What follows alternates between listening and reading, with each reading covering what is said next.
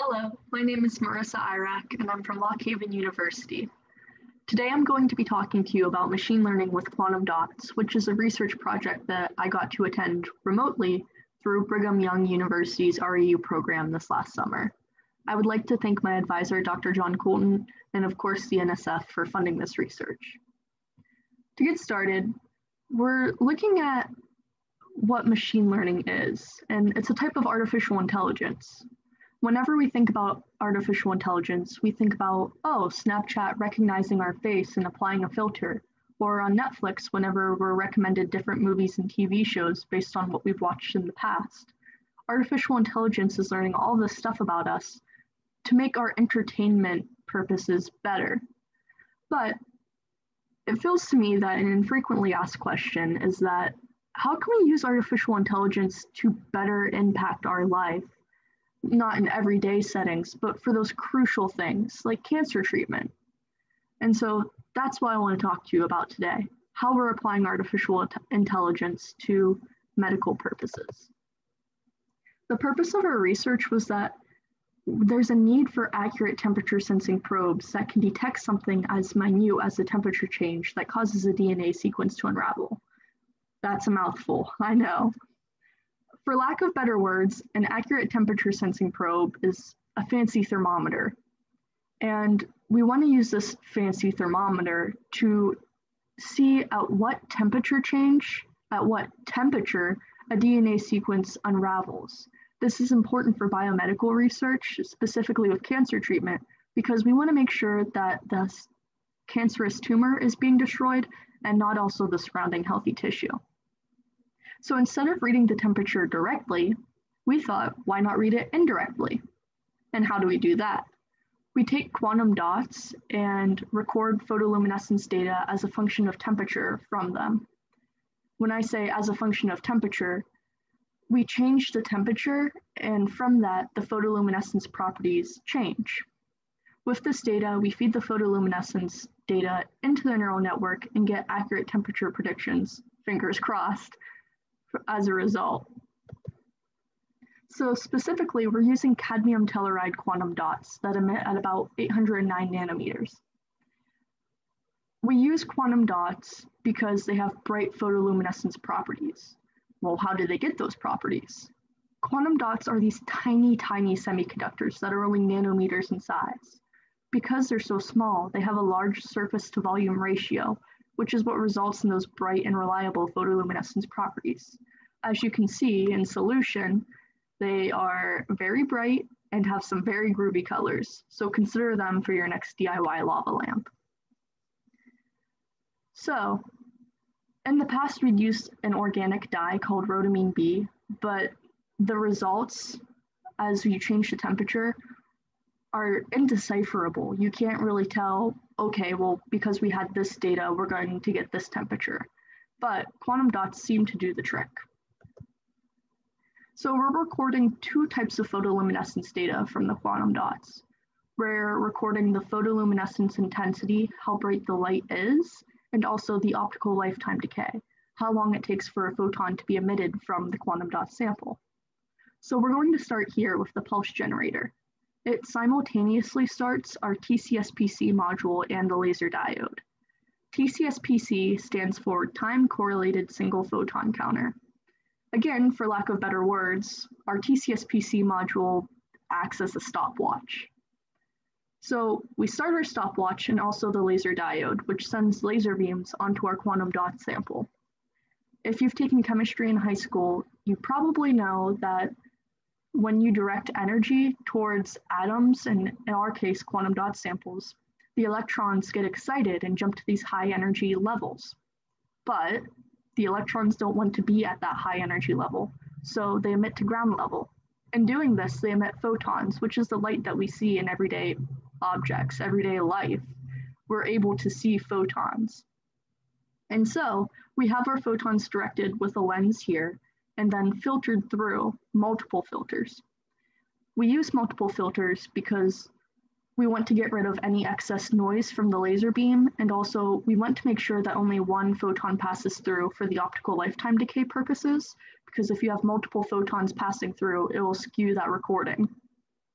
We then use another lens to direct that single photon to our spectrometer, which is set for the peak wavelength of the quantum dot sample. From here, our photon is guided to the photomultiplier tube, the PMT, which stops our stopwatch.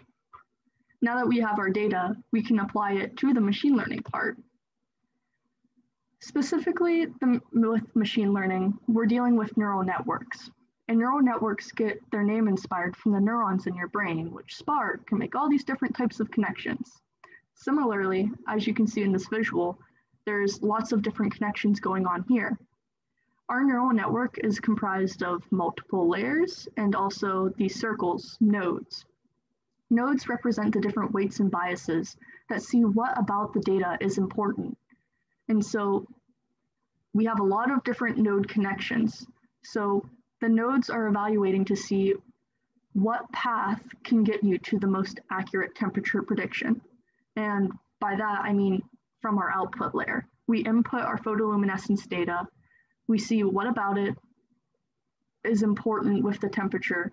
And then at the output layer, our final destination, we want an accurate temperature prediction. And so this is a great visual, but when you're the coder, this is what you see down here. We used the language Python and ran our program on Google Colab because Google Colab has a GPU, and a GPU is a hardware accelerator, which just helps speed along the process because we're dealing with a lot of data. So similarly to this picture, we have multiple layers, each line that you see, and of these layers, you have these green numbers here, which are how many nodes are in each layer. We also have the activation function, which is how the data is dealt with, and even an input shape, how large is your data file going into the neural network. All of these things I just described to you are called hyperparameters, which are what you as the coder adjust manually. In addition, a few more hyperparameters are how many times you run the data through, how quick is the data learned, things like that.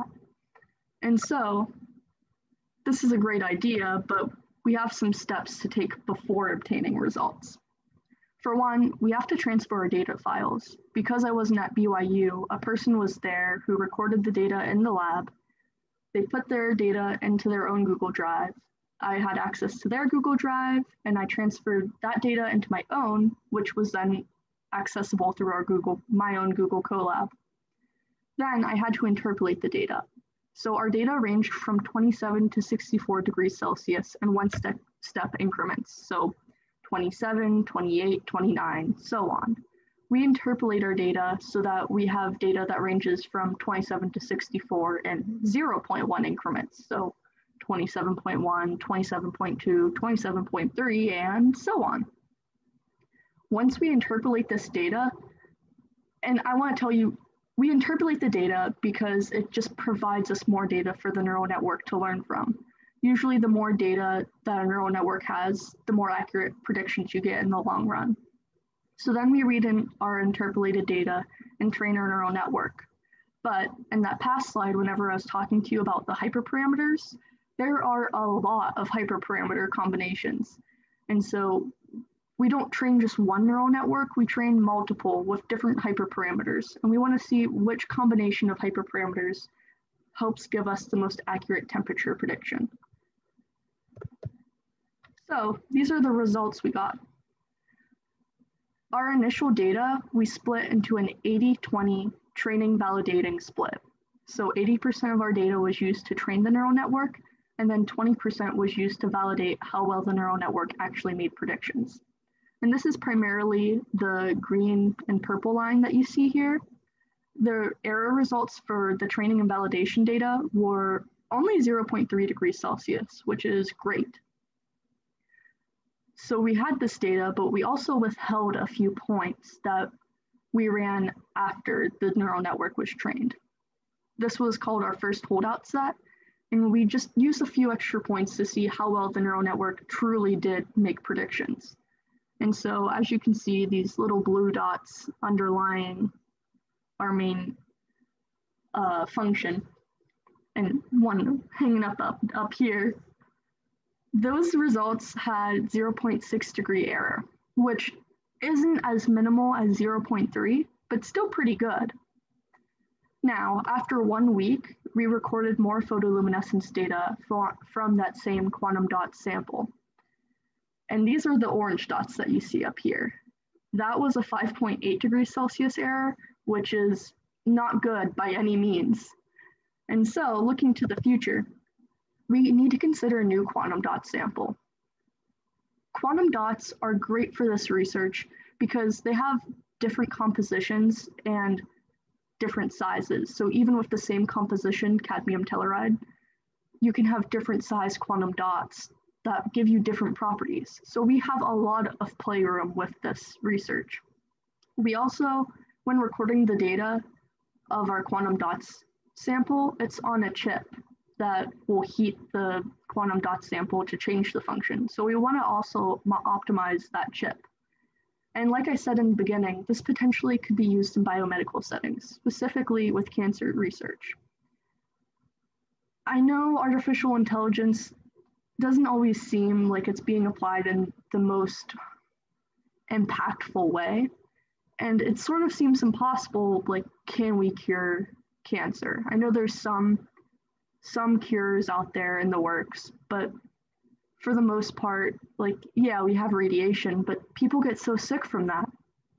And so dealing just with one step at a time, if we can just help make sure that people aren't getting as sick as what, they have to be from radiation treatment, and make sure that only their cancerous tumor is being destroyed and not their healthy tissue, this could be so impactful in more than one way. And so I think we have a lot to look forward to with the future in terms of artificial intelligence in biomedical settings. Thank you for your time, and please email me if you have any questions.